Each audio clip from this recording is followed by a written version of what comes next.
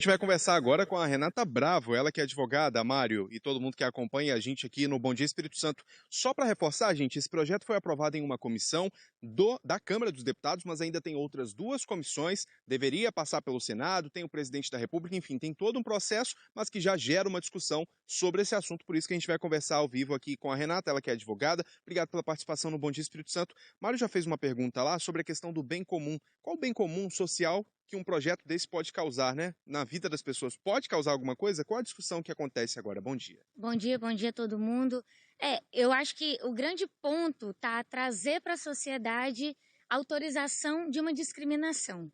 Um projeto desse, ele quer retroceder em direitos, em garantias, quer dizer para a sociedade, esse grupo, né, que está autorizado e que existem cidadãos e grupos que são minoritários e que são de segunda classe. E é por isso que um debate como esse no Bom Dia é importante para dizer: os direitos já foram garantidos e eles precisam apenas avançar e nunca retroceder, porque a nossa Constituição, ela prevê vários direitos, direitos e garantias fundamentais, é uma Constituição cidadã, fez 35 anos agora em outubro, e um projeto desse de 2007 que vai vou voltar, retroceder mesmo, dizer para a sociedade: olha, vocês que têm uma relação, um casamento, uma família homoafetiva, vocês não são cidadãos. E é isso que a gente não aceita. O Mário tem uma pergunta do estúdio, já já a gente vai passar a bola para ele, mas só para explicar, desde 2011 existe uma autorização, uma análise que foi feita pelo STF que permite o casamento entre pessoas do mesmo sexo. É isso que funciona. Como é que funciona na prática hoje? Isso. Desde 2011, o que o STF falou foi: não existe proibição, né? A gente está tratando de direitos civis, então falou, não existe proibição. Tanto os casais homoafetivos quanto os heterossexuais, eles têm o mesmo direito. Mesmo direito de se casar, de ir até o cartório, ter uma certidão de casamento, constituir família, ter todos os direitos que o direito de família. E a gente está falando de bens, de herança, posteriormente, adotar, tudo isso, tudo que uma família, que todas as famílias, e a gente tem várias configurações de família na sociedade. A gente tem mãe solo, a gente tem famílias heterossexuais, a gente tem famílias heterossexuais que não têm filhos, a gente tem famílias homoafetivas com e sem filhos. Então é isso. O STF foi e disse: os casais homoafetivos têm os mesmos direitos dos casais heterossexuais. Tá certo. Mário, tem uma pergunta do estúdio, pode falar com a gente. É aquela mesma pergunta anterior, Kaique, porque eu vou repetir, a gente sabe que há umas leis que beneficiam a sociedade. Isso pode sobrepor o direito individual. Mas nesse caso, o que justifica o Estado se meter de forma tão efetiva assim na vida de um indivíduo? Qual é a justificativa disso? Por que o Estado teria direito a se meter assim numa escolha tão individual? Conseguiu ouvir a pergunta? Não. O Mário pergunta o que justifica o Estado se meter num direito que é tão individual, né? Em algo tão... que é uma escolha de duas pessoas, né? Realmente. O que significa o Estado fazer isso? O Estado, ele tem que, mais uma vez, ser garantidor. Ele está se metendo, e aí a Câmara, com um projeto desse de 2007, está se metendo numa coisa que não deveria. O Estado, ele só se mete para garantir direitos e para avançar. Um direito tão individual, se a pessoa vai se casar, se não vai, se ela vai ter filhos ou não, é isso. Compete a ela e com quem ela se relaciona. Só que a gente tem na sociedade uma questão de ter supostamente uma dicotomia, uma separação entre o público e o privado, só que com temas que algumas pessoas acham sensíveis, elas se metem. Então, alguns grupos, e aí tá tudo bem ter representantes de vários grupos, mas o que não pode é o Estado avançar e retirar direitos. Então, o que a gente acredita é que, passando agora para a CCJ ou para a Comissão de Direitos Humanos da Câmara dos Deputados, esse projeto vai ser barrado porque ele é flagrantemente inconstitucional, como o STF já decidiu desde 2011. De qualquer forma, só de existir essa discussão, pode haver algum prejuízo, digamos assim, em relação à discriminação? Com certeza. É passado um recado para a sociedade de que está permitido discriminar, de que está permitido falar que família, como está no projeto de lei, na justificativa, de que família é para procriação, de que é errado, que a Constituição só fala de homem e mulher. Não. Esse recado a gente precisa romper, porque não é permitido discriminar. A gente vive numa sociedade que tem a Constituição Cidadã, mais uma vez, e que as pessoas têm todos os direitos, todos os cidadãos heterossexuais ou homoafetivos, ou casais homoafetivos, perdão. Obrigado pela participação no Bom Dia Espírito Santo, Renata Bravo, ela que é advogada. Então, só para a gente reforçar, gente, esse projeto foi aprovado na Comissão de Previdência, Assistência Social, Infância, Adolescência e Família da Câmara dos Deputados, mas ainda tem outras duas comissões, entre elas a de Direitos Humanos e a CCJ, antes de ir para o plenário. E aí tem todo o protocolo que deve ser seguido, né? Se aprovado no plenário, depois dessas duas comissões, tem ainda o Senado e depois a presidência. Mas essa discussão já está acontecendo, a gente vai continuar acompanhando, Mário. Fabiola. Ok. A gente ouviu aí a doutora Renata. Na avaliação, então, da doutora Renata, ela usou as palavras discriminação, interferência excessiva do Estado, numa escolha que é do indivíduo, e também retrocesso. Foi o que defendeu aqui a advogada. Mas há muita gente que pensa diferente. Está mandando mensagem aqui para a gente, vou tentar expor. Só apareci no nosso WhatsApp, até para a advogada comentar. Pensa diferente, que o Estado deve sim, que o Estado tem direito de se meter nessas questões. Olha aqui, ó, quem mandou a mensagem foi... Não botou o nome. Bota aí na tela a mensagem.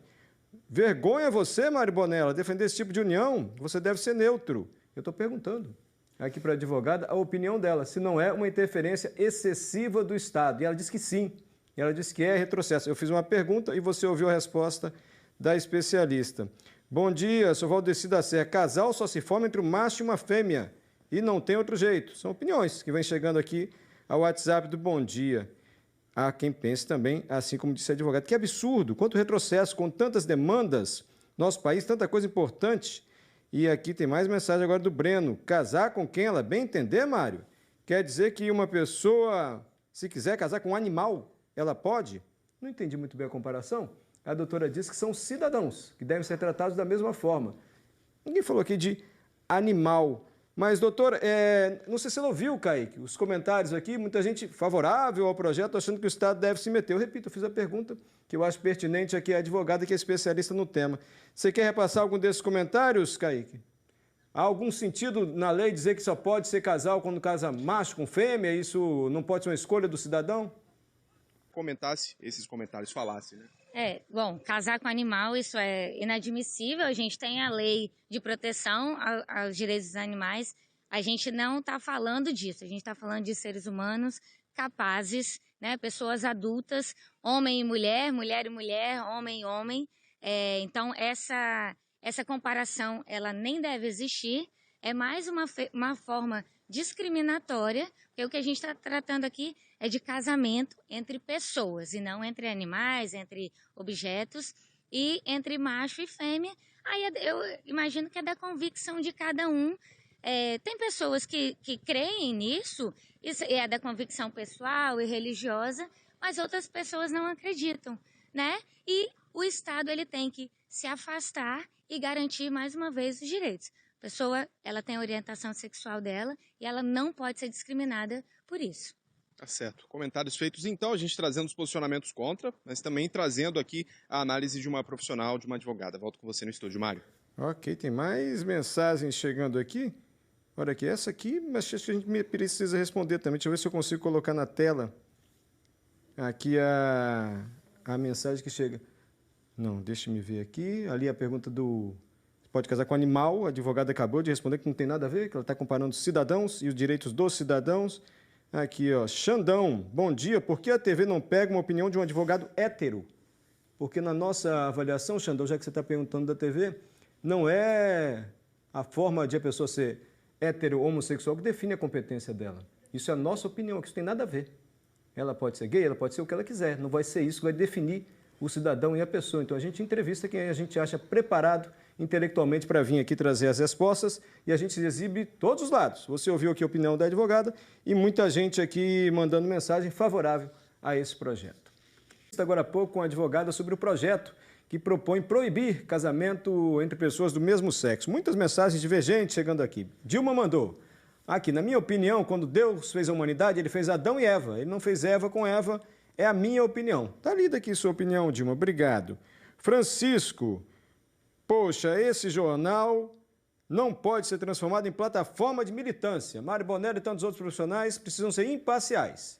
E na hora de ler os comentários, pegaram os mais estranhos para envergonhar quem realmente pensa diferente e de forma inteligente. Não, Francisco, te asseguro que não. Peguei os comentários que estavam aqui e representavam a maioria. Caso você tenha algum argumento que você acha que justifique melhor esse projeto, manda para cá, que a gente tenta ler aqui o seu argumento. Então, Francisco achando que eu fui parcial ao criticar aí o projeto, ou fazer a pergunta e repassar a pergunta. A Duda está me criticando por outro sentido. Ela acha que eu devia ter sido mais veemente em relação à crítica ao processo. É simplesmente ridículo, nessa época, ainda passar por isso. Sou homossexual e orgulhosa de ser tanta coisa para eles se ocuparem.